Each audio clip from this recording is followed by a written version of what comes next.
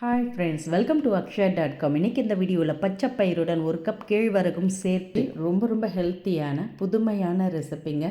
இது வரைக்கும் இவ்வளவு சுவையாக செஞ்சு சாப்பிட்டு இருக்க மாட்டீங்க. ஒரு தடவை செஞ்சு கொடுத்து பாருங்கள், இனி அடிக்கடி செய்ய சொல்லி கேட்பாங்க. டேஸ்ட் அவ்வளோ சூப்பராக அருமையாக இருக்கும். இப்போ செய்யறதுக்கு 2 கப் அளவுக்கு பச்சை பயிர் எடுத்துக்கங்க. அதே கப்பில் 1 கப் அளவுக்கு கேழ்வரகு. இதை அப்படியே ஒரு மிக்சிங் பவுலுக்கு மாற்றிக்கங்க. மாற்றிட்டு முழுகிற அளவுக்கு தண்ணீர் ஊற்றி நல்லா 2 முறை தேய்ச்சி அலசி எடுத்துகிட்டு வந்துடுங்க. எந்த கப்பில் பச்சை பயிர் எடுக்கிறோமோ அதே கப்பில் மற்ற அளவுகளும் அளந்து எடுத்துக்கங்க, கரெக்டாக இருக்கும். இப்போ இது மாதிரி தேய்ச்சி அலசி தண்ணீரை ஒட்ட வடிய விட்டு எடுத்துகிட்டு வந்துடுங்க. இந்த அளவுக்கு தண்ணீர் ஒட்ட வடிய விட்டு எடுத்துகிட்டு வந்த பிறகு இதை அப்படியே வாணலில் சேர்த்து வறுத்துக்கலாம். அதுக்கு அடுப்பை ஆன் பண்ணி வாணலை சூடு பண்ணியிருக்கேன். அதில் இதை அப்படியே சேர்த்து நல்லா அடுப்பை ஹை ஃப்ளேமில் வச்சு வறுத்துக்கங்க. நீங்கள் அடுப்பை ஹை ஃப்ளேமில் வச்சு வறுக்க பார்த்தே அதில் இருக்க ஈரம் பூரா வற்றி நல்லா வறுபட்டு வாசம் வரணும். பாருங்கள், இது மாதிரி நல்லா செவந்து கலர் மாதிரி வாசம் வந்திருக்கு பாருங்கள். இந்த அளவுக்கு நல்லா வறுத்தெடுத்து அடுப்பு ஆஃப் பண்ணிவிட்டு இதை அப்படியே பிளேட்டில் மாற்றி ஆற விட்டுடுங்க. இப்போ இன்னொரு மிக்சிங் பவுலில் 2 கப் அளவுக்கு புழுங்கல் அரிசி, 2 கப் அளவுக்கு பச்சை பயிர் எடுத்தோம். அதே கப்பில் 2 கப் அளவுக்கு ரேஷன் புழுங்கல் அரிசி சேர்த்துருக்கேன். இதே நீங்கள் பச்சரிசி கூட சேர்த்து செய்யலாம். ஆனால் புழுங்கல் அரிசியில் செய்கிறப்ப டேஸ்ட் இன்னும் அருமையாக இருக்குங்க. இப்போ தண்ணீர் நல்லா முழுகிற அளவுக்கு ஊற்றி 2 முறை அலசி தண்ணீரை ஒட்ட வடியை விட்டு எடுத்துகிட்டு வந்திருக்கேன். அதையும் வாணலில் மாற்றி நல்லா வறுத்துக்கங்க. அடுப்பை ஹை ஃப்ளேமில் வச்சு வறுத்திங்கனாலே போதும். அதில் இருக்க ஈரம் பூரா உறிஞ்சி அரிசி நல்லா வறுபட்டு பொரிஞ்சி வரும். எந்த அளவுக்கு அரிசி பருப்பெல்லாம் வறுக்கிறோமோ அந்த அளவுக்கு சுவை கூடுதலாக இருக்கும். நீங்கள் ஸ்டோர் பண்ணி வச்சாலும் நல்லாயிருக்கும். பாருங்கள், அரிசியில் இருக்க ஈரம் பூரா வற்றி ட்ரை ஆகி நல்லா வறுபட்டு பொரிஞ்சி வருது பாருங்கள். இது மாதிரி அரிசி ஒன்று போல் பொரிஞ்சி வரணும். அடுப்பை ஹை ஃப்ளேம்லேயே வச்சு வறுத்துக்கங்க. இப்போ இந்த ஸ்டேஜில் ஒரு 5 பாதாம் 5 முந்திரி சேர்த்துக்கங்க. கூடுதல் சுவையோடு அருமையாக இருக்கும். சேர்த்து செஞ்சு பாருங்கள். இப்போ அந்த முந்திரி பாதாமோடு சேர்த்து நல்ல அரிசியும் பொரிஞ்சி வறுபட்டுருக்கு. அடுப்பு ஆஃப் பண்ணிவிட்டு இதை அப்படியே எடுத்துகிட்டு போய் நம்ம ஏற்கனவே வறுத்து ஆற வச்ச பச்சை பயிறு கேழ்வரகோடு சேர்த்துக்கங்க. சேர்த்து இதை நல்லா ஆற விட்டுடுங்க. சூட்டோடு அரைச்சிங்கன்னா மிக்சர் ஜாரு நல்லா சூடாகிடும். அதனால் நல்லா கம்ப்ளீட்டாக ஆற விட்டுடுங்க. ஆறின பிறகு இப்போ அப்படியே மிக்சர் ஜாருக்கு மாற்றிக்கலாம். பாருங்கள், நல்லா ஆறியிருக்கு பாருங்கள். கையில் கொஞ்சம் கூட சூடு தெரியல. இது மாதிரி பதத்தில் அரைச்சிங்கன்னா தான் டேஸ்ட்டு நல்லாயிருக்கும். ரொம்ப நீங்கள் மிக்சர் ஜாரில் சூட்டோடு அரைச்சிங்கன்னா மிக்சர் ஜாரும் சூடும் மாவும் சூடாக இருக்கும். அதனால் அதோட சுவை மாறிடும். இப்போ நல்லா ஆறின பிறகு இது மாதிரி பெரிய மிக்சர் ஜாரில் மொத்தமாகவே எல்லாத்தையுமே சேர்த்துடுங்க. சேர்த்து எந்த அளவுக்கு நைஸாக அரைக்க முடியுமோ அந்த அளவுக்கு நல்ல மையை நைஸாக அரைச்சி எடுத்துகிட்டு வந்துடுங்க. நீங்கள் ஆற விட்டு அரைச்சிங்கன்னா நல்லா நைஸாக அரைப்பட்டு வரும். மாவை சலிக்க வேண்டியது இல்லைங்க. இதை அப்படியே எடுத்து மிக்சிங் பவுலுக்கு மாற்றிக்கலாம். கொஞ்சம் அகலமான மிக்சிங் பவுலில் மாற்றிக்கங்க. எல்லாத்தையும் மாற்றிட்டு இப்போ அதே மிக்சர் ஜாரில் அரை மூடி தேங்காயை கட் பண்ணி சேர்த்துக்கங்க. கூடவே 4 ஏலக்காய் சேர்த்து இதை நல்லா அரைச்சி எடுத்துகிட்டு வந்து வச்சுக்கோங்க. நம்ம ரெசிப்பியில் சேர்த்துக்கலாம். அப்படியே இருக்கட்டும்.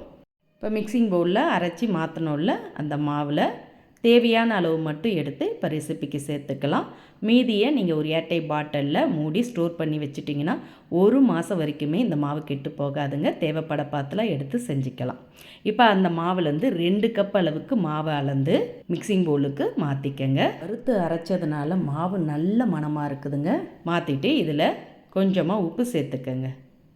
கூடவே அரை கப் அளவுக்கு நாட்டு சர்க்கரை சேர்த்துக்கங்க. உங்கள் இனிப்பு சுவைக்கு ஏற்ப கூடுதலாகவோ கம்மியாகவோ சேர்த்துக்கங்க. கூடவே அரைச்சி எடுத்த தேங்காய் சேர்த்துக்கங்க. சேர்த்து மாவோடு நல்லா கலந்துட்டு இல்லை தேவையான அளவு தண்ணி கொஞ்சம் கொஞ்சமாக சேர்த்துக்கங்க. நார்மல் வாட்டர் தான் சேர்த்துருக்கேன், ஹாட் வாட்டர் சேர்க்கலை.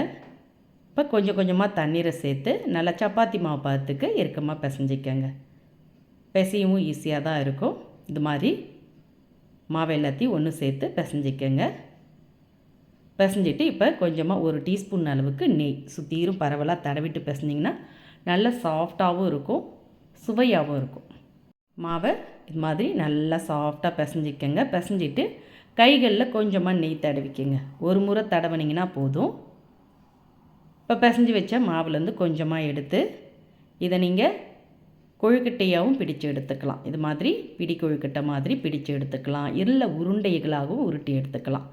ஆனால் கொஞ்சம் டிஃப்ரெண்ட்டான ஷேப்பில் செஞ்சிங்கன்னா பார்க்கவும் நல்லாயிருக்கும். குட்டீஸ்லாம் எடுத்து விரும்பி சாப்பிடுவாங்க. அதுக்கு நான் அந்த மாவுலே இது மாதிரி கொஞ்சமாக எடுத்து உருண்டையாக உருட்டி உள்ளங்கையில் வச்சு இது மாதிரி ப்ரெஸ் பண்ணிவிட்டு ஆள்காட்டி விரலால் இது மாதிரி லைட்டாக ப்ரெஸ் பண்ணி விட்டுக்கங்க. கீழே அப்படியே இது மாதிரி விரலால் எடுத்து விட்டிங்கன்னா ஸ்மைலி ஷேப்பில் கிடைக்கும். பாருங்கள், ஸ்மைலின்னா எல்லாருக்குமே பிடிக்கும். அந்த ஷேப்லேயே மாவு எல்லாத்தையும் செஞ்சு எடுத்துகிட்டு வந்து ஸ்டீமரில் வாழையில் இருந்ததுன்னா போட்டுக்கங்க, இல்லாட்டி பரவாயில்ல. இது மாதிரி எல்லாத்தையுமே வரிசலாக அடிக்கிடுங்க. அடிக்கிட்டு அப்படியே மூடி வச்சு மீடியம் ஃப்ளேமில் ஒரு 8லேருந்து 10 நிமிஷம் அப்படியே ஸ்டீம் ஆகட்டும். இப்போ இன்னொரு சாஸ் பேனில் 3 கப் அளவுக்கு தண்ணி, எந்த கப்பில் மாவு எடுக்கிறீங்களோ அதே கப்பில் 3 கப் அளவுக்கு தண்ணீர், 1 கப் அளவுக்கு மாவு சேர்த்து கட்டிகள் இல்லாமல் நல்லா இது மாதிரி விஸ்கால கலந்திங்கன்னா ஈஸியாக இருக்கும், கட்டிப்படாது.